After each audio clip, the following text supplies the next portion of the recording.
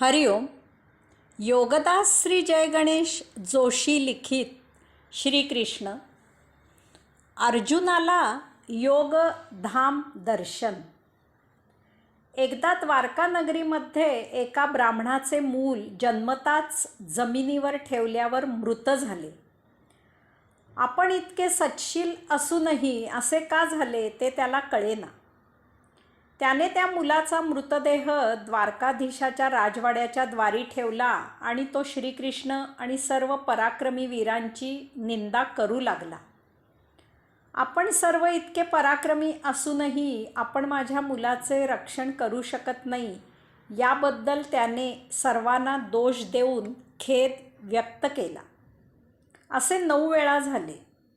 9व्या वेळी तो जेव्हा राजवाड्याच्या द्वारी सर्वांना दोष देत खेद व्यक्त करत होता त्यावेळी तेथे अर्जुन उपस्थित होता. त्याला त्या ब्राह्मणाची दया आली. त्याने त्या ब्राह्मणाचे सांत्वन केले आणि त्याला सांगितले की जे झाले ते झाले, परंतु आता पुढील वेळी आपली भार्या प्रसूत होण्याची वेळ झाली की आपण मला तसे अवगत करा. मी आपल्या अपत्याचे रक्षण करेन.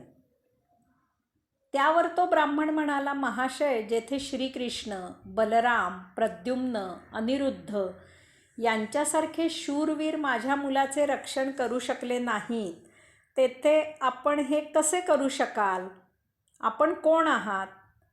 यावर अर्जुन म्हणाला, मी गांडीव धनुष्यधारी अर्जुन आहे.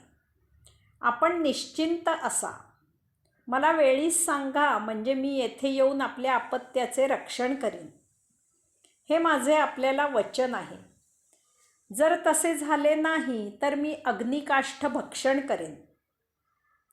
पुढे योग्य वेळी त्या ब्राह्मणाने अर्जुनाला त्याची भार्या प्रसूत व्हायची वेळ झाली आहे असे सांगितले.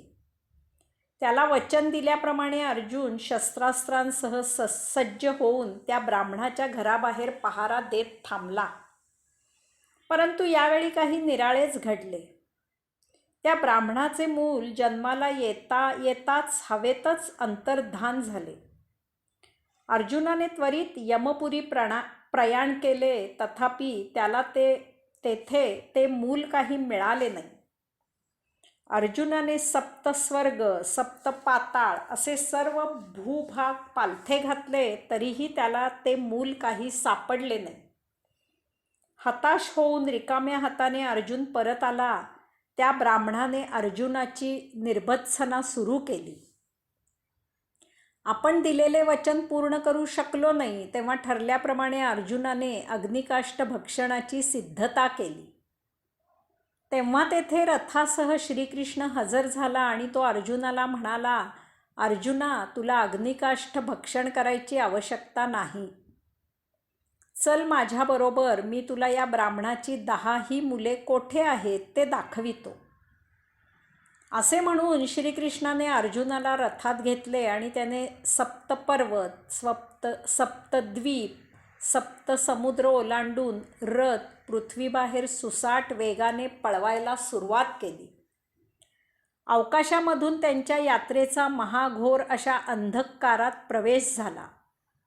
रथाच्या घोड्यांना मार्ग दिसेना म्हणून श्रीकृष्णाने सुदर्शन चक्र रथाच्या अग्रभागी सोडले. त्या प्रकाशात घोडे मार्ग आक्रमू लागले. काही अवधीतच रथाचा महादिव्य, महातेजस्वी, महाओजस्वी, परंतु महापरम शीतल अशा परमप्रकाश सागरात प्रवेश झाला. तेथे अर्जुनाला सहस्त्र दिव्य फडा झगमगत असलेले भगवान शेष दिसले आणि त्यावर अर्जुनाचा क्षणभर विश्वास बसेना. विराजित असलेल्या प्रत्यक्ष पुरुषोत्तमाचे दर्शन त्याला झाले. शेजारी त्याच्याच मानवी अवतार श्रीकृष्ण होता आणि समोर अर्जुन क्षणभर भयभीत झाला. परंतु त्याने स्वतःला सावरले आणि त्याने अत्यंत नम्रपणे नमस्कार केला. पुरुषोत्तम अर्जुनाला म्हणाले, तू येथे यावे यासाठी मीच त्या ब्राह्मणाची मुले येथे आणली आहेत. अर्जुना, तू प्रत्यक्ष नराचा अवतार आहेस. धर्म संस्थापनेसाठी आता मला श्रीकृष्णावतारी तुझी मदत हवी आहे. यास्तव आपले कार्य पूर्ण करा आणि पुन्हा माझ्याकडे येथे परत या. असे सांगून पुरुषोत्तमाने अर्जुनाला ती 10 बालके परत केली. अर्जुनाच्या आनंदाला पारावर राहिला नाही. ते योगधाम पाहून तो भारावून गेला होता. या भूतलावर श्रीकृष्ण ही एकमेव परमशक्ती आहे याची त्याला खात्री झाली होती. द्वारकेला आल्यावर त्याने त्या ब्राह्मणाला त्याची मुले परत केली. हरिओम.